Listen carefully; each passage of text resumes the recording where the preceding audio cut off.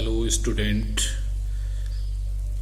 आज अपन ग्रामर का एक टॉपिक शुरू करते हैं, संधि, जो कि आपके 4 अंक का आता है। देखो, सबसे पहले संधि, जो आपके एग्जाम में 4 अंक का 2 क्वेश्चन आएंगे, संधि विच्छेद करना, और 2 क्वेश्चन आएंगे संधि बनाना, विच्छेद का संधि बनाना। अब देखो, संधि शब्द जो होता है वो पुल्लिंग होता है। संस्कृत में क्या होता है? पुल्लिंग। ये एक पुल्लिंग शब्द है संधि। और वैसे अगर इसको ओपन करें तो ये 3 प्रकार के इन पदों से बनता है। कौन कौन से हैं? देखो, एक इसके अंदर सम उपसर्ग होता है, डूधाई। डूधाई मतलब धा धातु होती है, डू और ये का लोप हो जाएगा तो धा बचेगा। और की परते का शेष रहेगा ई, कै का लोप हो जाएगा। तो इस प्रकार इन तीनों को जब अपन जोड़ेंगे तो आपका शब्द बनेगा संधि। क्या बनेगा? संधि। संधि, ठीक है। सम प्लस धी बनता है और सम प्लस धी का फिर बन जाता है आपका संधि। व्यंजन संधि का ये एग्जाम्पल है वैसे, और पुल्लिंग ये शब्द है। देखो, सबसे पहले हम इसकी लेते हैं परिभाषा। संस्कृत में इसकी परिभाषा होती है वर्ण संधानम संधि। क्या होती है? वर्ण संधानम संधि, अर्थात द्वयो वर्णयो परस्परम यत संधानम मेलनम वा भवति तत् संधि इति कथ्यते। कह रहे हैं, देखो कि क्या कह रहे हैं कि वर्ण संधानम संधि, अर्थात कहने मतलब 2 वर्णों का परस्पर जो संधि होती है अथवा मेल होता है, मेल भवति यानी होता है, तत्संधि इति कथ्यते, उसे हम क्या कहते हैं? संधि कहते हैं। पाणिनीय परिभाषा। अब देखो, पाणिनी जो व्याकरण के रचनाकार हैं, व्याकरण ग्रंथ जिनके अपन ये पढ़ते हैं, उन्होंने अपनी परिभाषा दी है। क्या दी है? देखो, पर सन्निकर्ष संहिता। क्या दी है?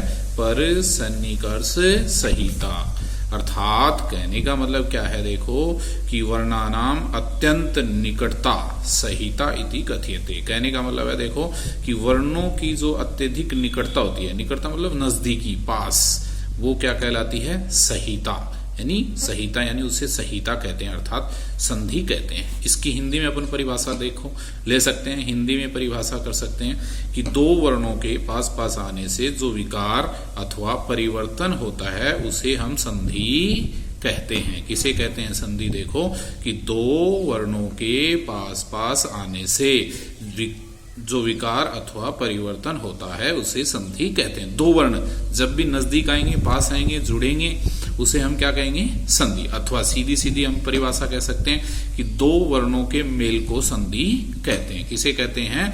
2 वर्णों के मेल को संधि कहते हैं। ठीक है। अब देखो, अपने संधि के होते हैं भेद। संधि के भेद होते हैं, कितने भेद होते हैं संधि के? देखो, संधि के 3 भेद होते हैं। कितने भेद होते हैं? 3। कौन कौन से होते हैं? एक होता है अच संधि, ठीक है, जिसे हम क्या कहते हैं? स्वर संधि, यानी इसके अंदर स्वर के साथ स्वर जुड़ता है। दूसरा अपना हल संधि। हल संधि यानी हलंत। हलंत कौन से होते हैं? व्यंजन होते हैं ना, तो व्यंजन, दूसरा नाम इसका क्या है? व्यंजन संधि, यानी इसके अंदर हलंत जो व्यंजन होते हैं उसके बाद स्वर व्यंजन आने पर क्या होगा? परिवर्तन। तीसरी अपनी होती है विसर्ग संधि। कौन सी होती है? विसर्ग संधि। विसर्ग संधि क्या होती है कि इसके अंदर विसर्ग होता है पहले, और विसर्ग के बाद कोई स्वर व्यंजन आएगा तो उसके अंदर क्या हो जाएगा? परिवर्तन जो है वो हो जाता है, वो कहलाती है आपकी विसर्ग संधि। अब देखो, सबसे पहले अपन बात करेंगे अच संधि की। अच संधि यानी कौन सी संधि? आपकी स्वर संधि। तो देखो कहाँ होती है अच संधि? सबसे पहले देखो आपकी संधि होगी कौन सी? अच संधि। अच संधि को जब अपन करेंगे तो इसका क्या रूप बनेगा वो देखिए, ठीक है। तो क्या रूप बनेगा अच संधि का? कि अच संधि, अच संधि यानी जहां 2 स्वरों का, अर्थात कहने का मतलब स्वर के साथ स्वर का मेल होता है। किसका मेल होता है? स्वर के साथ स्वर का मेल होता है, वहां अच संधि यानी कहने का मतलब स्वर संधि होती है। कौन सी संधि होती है? स्वर संधि।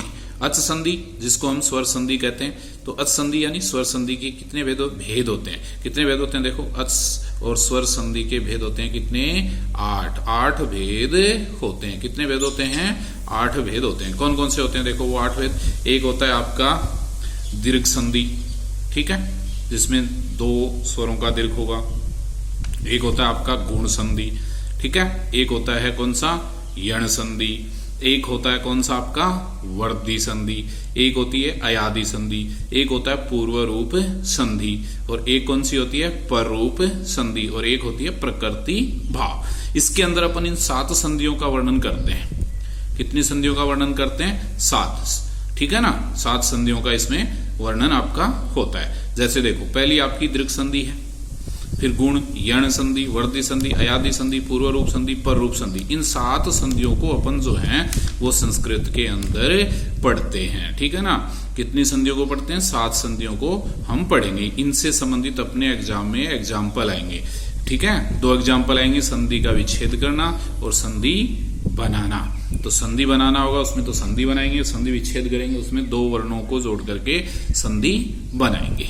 इस प्रकार से अपनी ये एक संधि होती है। तो सबसे पहले इन चीजों को, क्योंकि एग्जाम्पल जो आएगा उसमें उदाहरण आएगा, उसमें संधि विच्छेद करना आएगा और संधि का नाम लिखना आएगा। तो संधि का नाम भी अपने को याद करना है। इसी के अनुसार जैसे अपन व्यंजन पढ़ेंगे तो फिर व्यंजन के भेद होंगे, विसर्ग पढ़ेंगे विसर्ग के भेद होंगे। इस प्रकार से जो है ना आपकी ये संधियों का एक जो टॉपिक है अपना वो चलेगा। तो इसके बाद अपन जो है शुरुआत से अपन इसको पढ़ेंगे अच संधि के भेद। अच संधि का सबसे पहला भेद अपना दीर्घ संधि है। तो इस दीर्घ संधि के भेद को अपन विस्तृत रूप से पढ़ेंगे, ठीक है। समझ गए? इन सबको आपको पहले लर्न करना है, ओके, ठीक है, याद कर लेना।